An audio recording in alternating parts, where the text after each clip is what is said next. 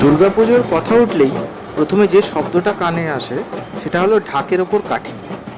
মণ্ডপে প্রবেশ করার আগেই ঢাকের সেই ছন্দে মনে হয় যেন উৎসব শুরু হয়ে গিয়েছে।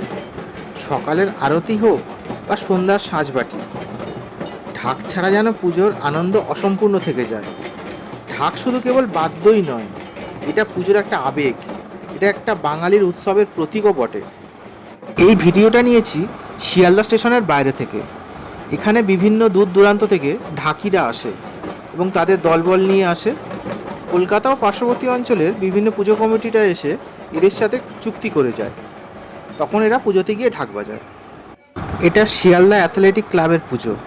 কলকাতার অতি পুরনো একটি ক্লাব এটা, যা সর্বজনীন দুর্গা উৎসব প্রতি বছর আয়োজন করে। এদের ঠিকানাটা হলো শিয়ালদা স্টেশন থেকে বেরিয়ে কাইজার স্ট্রিট। এই ক্লাব শুধু পুজো আয়োজন করে না, সময়ে সময়ে বিভিন্ন সামাজিক কাজ যেমন রক্তদান শিবির, খেলাধুলা, বিভিন্ন টুর্নামেন্ট আয়োজন করে। শিয়ালদা স্টেশন থেকে বেরিয়ে শ্যামবাজারের দিকে যে রাস্তাটা গেছে, সোজা গিয়ে ডান দিকে গেলেই এই পুজো মণ্ডপটা পড়ে। এই প্রসঙ্গে কলকাতার দুর্গাপুজো নিয়ে কয়েকটা কথা বলে রাখি। কলকাতার দুর্গাপুজো মানে একরকম আবেগ।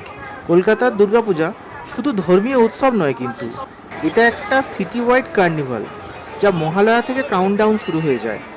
আকাশ ভরা কাশফুল, রেডিওয়ে চণ্ডীপাঠ, চারপাশে উৎসব উৎসব গন্ধ, প্যান্ডেলের থিম, আলোকসজ্জা সব কিছু মিলিয়ে মিশিয়ে কয়েকদিনের জন্য শহরটা যেন একটা মিউজিয়ামে পরিণত হয়। কোথাও এমন ঐতিহ্যের ছোঁয়া এরকম খুঁজে পাওয়া যায় না। এই যে পুজোটা দেখাচ্ছি, এটা হচ্ছে কলকাতার বহুবাজার এলাকায় সন্তোষ মিত্র স্কোয়ার। সন্তোষ মিত্র স্কোয়ার নামটা তো এসেছে ভারতের স্বাধীনতা সংগ্রামী সন্তোষ কুমার মিত্রের নামে। এবছর সন্তোষ মিত্র স্কোয়ার থিমে এনেছে অপারেশন সিন্দুর। এই থিম শুধু একটি প্যান্ডেল না, এটা একটা যাত্রা। প্রবেশের মুহূর্তে মনে হবে আমরা যেন ঢুকে পড়েছি এক অন্ধকার গুহার ভেতর। অপারেশন সিন্দুরের থিম আমাদের শিখিয়ে দেয় দুর্গাপুজো কেবল ভক্তি বা আনন্দ নয়, এটা একটা দায়িত্ব ও দেশপ্রেম বটে।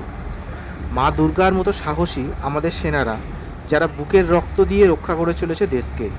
সন্তোষ মিত্র স্কোয়ার সবসময় কলকাতা পুজোর এক অন্যতম আকর্ষণ। সন্তোষ মিত্র স্কোয়ারের এবারের থিম অপারেশন সিন্দুর দেখার ইচ্ছে অনেকদিন ধরেই ছিল, কিন্তু শিয়ালদা স্টেশন থেকে এত কাছে সন্তোষ মিত্র স্কোয়ার, কিন্তু কলকাতা পুলিশ অনেক ঘুরিয়ে ঘুরিয়ে ঢোকাচ্ছে।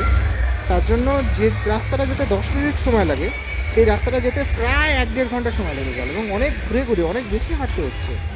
সেই কলেজ স্কোয়ার থেকে লাইন ঘোরানো হচ্ছে। সে যাই হোক, অবশেষে সন্তোষ মিত্র স্কোয়ার পুজো প্যান্ডেলে প্রবেশ করলাম। এক অপূর্ব অনুভূতি লাগছে। আমি যেদিন ঠাকুর দেখতে বেরিয়েছি, এটা চতুর্থী। আজকে অতটা ভিড় হয়নি যতটা এক্সপেক্ট করেছিলাম। অন্যান্য বছর কিন্তু এই সময় সন্তোষ মিত্র স্কোয়ারে প্রচুর ভিড় হয়, তবে আজকে যেহেতু অনেক ঘুরে ঘুরে ঢোকাচ্ছে আর অনেক রাস্তা হেঁটে আসতে হচ্ছে, তার জন্য মনে হয় ভিড়টা সেভাবে হয়নি। সন্তোষ মিত্র স্কোয়ার সাধারণত সবার থেকে একটু আলাদা। এর আগের বারে এরা রাম মন্দির করলো, তার আগে লালকেল্লা করলো।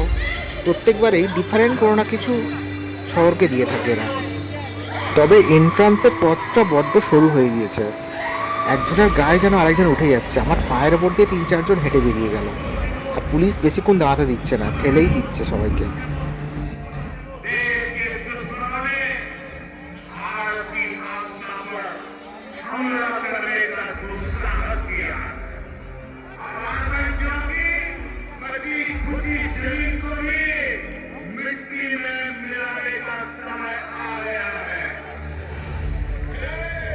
আপনারা অবশ্যই আসুন, সন্তোষ মিত্র স্কোয়ার দেখে যান।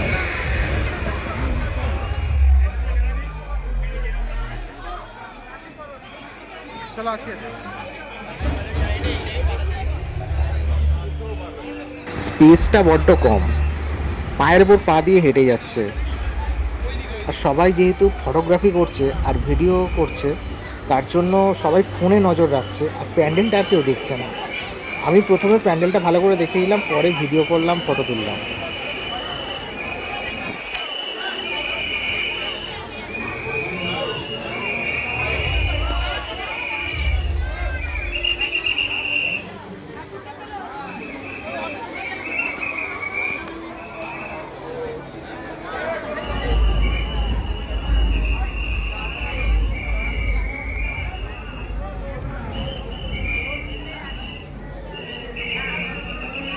অসাধারণ।